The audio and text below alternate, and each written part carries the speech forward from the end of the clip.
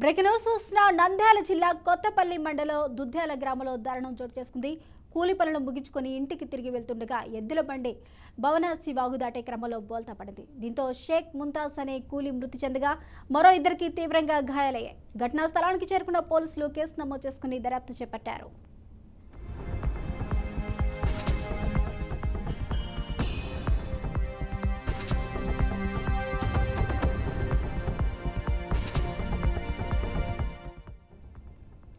Breaking news చూస్తున్న నంద్యాల జిల్లా కొత్తపల్లి మండలం దుద్యాల గ్రామంలో దారుణం చోటు చేసుకుంది. కూలి పనులు ముగించుకొని ఇంటికి తిరిగి వెళ్తూ ఉండగా ఎద్దుల బండి భవనాసి వాగు దాటే క్రమంలో బోల్తా పడిపోయింది. దీంతో షేక్ ముంతాజ్ అనే కూలి మృతి చెందగా మరో ఇద్దరికి గాయాలయ్యాయి. ఘటనా స్థలానికి చేరుకున్న పోలీసులు కేసు నమోదు చేసి దర్యాప్తు ప్రారంభించారు.